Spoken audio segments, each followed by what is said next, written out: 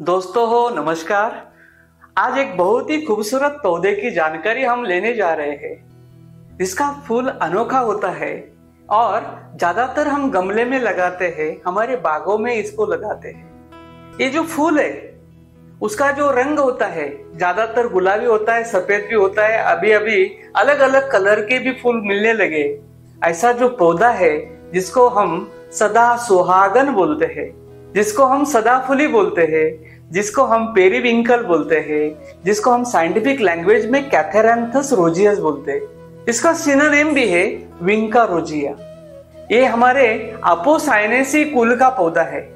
ये 12 मासी पौधा है और ये जो पौधा है मूलतः जो अफ्रीका उसमें ये जो देश है मडागास्कर, इसमें इसका निर्माण हुआ और अभी ये फैल गया है, बागों में हम लगाते हैं। और ये जो पौधा है इसकी पत्तियां बहुत ही चमकदार होती है, गहरे रंग की होती है, अंडाकार होती है। इसके फूल जो है फूल में 5 पखुड़िया वाले गुलाबी, बैंगनी या सफेद रंग होते हैं और ये जो पखुड़िया है वो भी देखने में बहुत ही अच्छे होते हैं। इसके फल जो होते हैं लंबे पतले और बीजों से भरे होते हैं।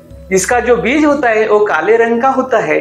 और ये जो पौधा है हम सब जानते हैं, लेकिन हम जो ये जो पौधा है अभी इसका खेती बहुत ही ज्यादा मात्रा में होना जरूरी है, क्योंकि ये जो पौधा है औषधीय दृष्टिया बहुत ही महत्वपूर्ण है। इसमें 70 से ज्यादा इसमें अल्कोलाइड ये पौधे में पाया जाता है। लेकिन विनक्रिस्टिन और विनब्लास्टिन ये जो 2 अल्कोलाइड्स है ये ज्यादातर कीमोथेरेपी में इस्तेमाल होते हैं और कैंसर में कैंसर कम करने के लिए कैंसर थेरेपी में इसका बहुत ही ज्यादा उपयोग। ये पेरीविंकल, एक केप पेरीविंकल, जिसका जो उपयोग है हम हमारे आयुर्वेद और अन्य पारंपरिक चिकित्सा पद्धति में लंबे समय से करते आ रहे हैं। लेकिन अभी हमें देखना है कि अभी जो मॉडर्न थेरेपी है इसमें ज्यादातर इसका जो है, जिसके जो पत्ते हैं, इसके जो जड़ है, इससे जो विनक्रिस्टिन विनब्लास्टिन निकाला जाता है। इसलिए हमें इसकी खेती के बारे में जानकारी लेना जरूरी है।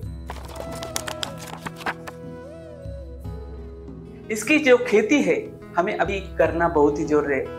खेती करना है तो मिट्टी की जानकारी हमें होना जरूरी है।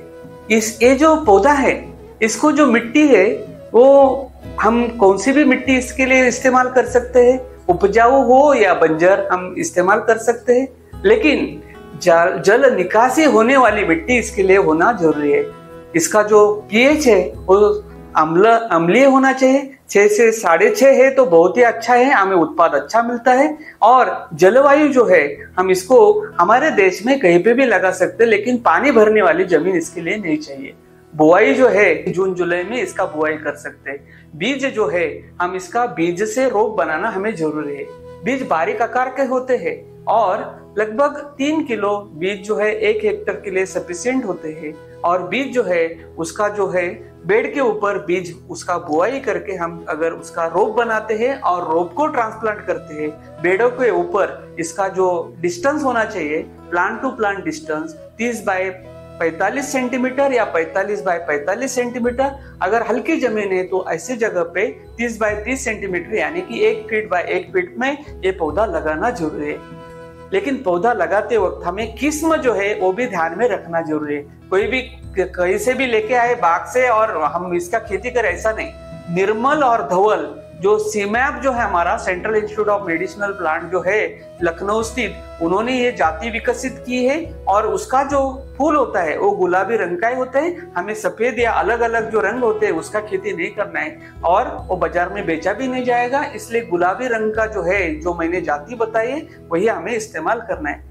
खेती करने के बाद निराई गुड़ाई तो करना ही करना है। हमें उसका जो है निराई गुड़ाई करते वक्त हमें उसका वीड भी ठीक से निकालना है, पानी भी टाइम पे देना है, जो हमें मैनेजमेंट करना है वो भी हम कर सकते हैं। लेकिन एक ध्यान में रखना है, इसका पहला हार्वेस्टिंग हमें जो है 4 या 4.5 महीने की बाद ही करना है।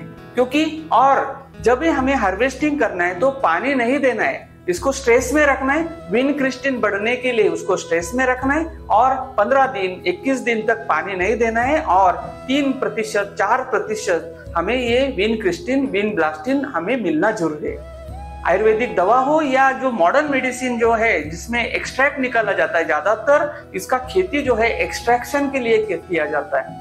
पत्तियां और फूलों का जो चूर्ण है या अर्क है ये तो ठीक है, पारंपरिक औषधि पद्धति में वो इस्तेमाल होता है, लेकिन इसके जो पत्तियां होते हैं, टहनी के साथ पत्तियां, पत्ती निकाल के भी अलग से हम दे सकते हैं, लेकिन ज्यादातर किसान जो हमारे टहनियां और पत्तियों के साथ इसको निकाल के उसका चॉपिंग करते हैं, 3-4 दिन में सूख जाता है। सूखने के बाद बोरी में भरते हैं और जो बोरी में भरने के बाद वो कंपनी में भेज देते हैं। इसका जो उत्पाद जो है वो उत्पाद बहुत ही अच्छा मिलता है। हम साल भर इसको रख सकते हैं, 2 साल भी रख सकते हैं। मैंने जैसे बोला इसका नाम ही 12 है।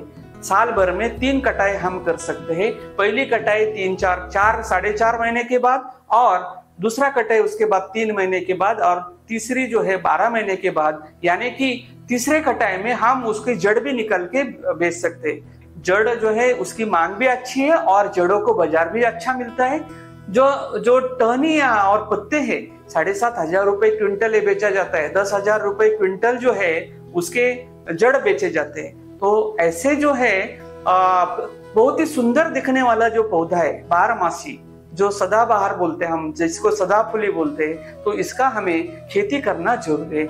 जरूर जो हमारा सदाबहार है इसकी खेती करें। हमें जो हमारा कैंसर है, तो हमारा कीमोथेरेपी है, कीमोथेरेपी में विलक्रिस्टिन जो है और उसका अच्छा सोर्स जो है ये हमारा पौधा है 12 या सदा सुहागन या सदाबहार। तो हम जरूर इसका खेती करें और अच्छा मुनाफा ले लें। धन्यवाद।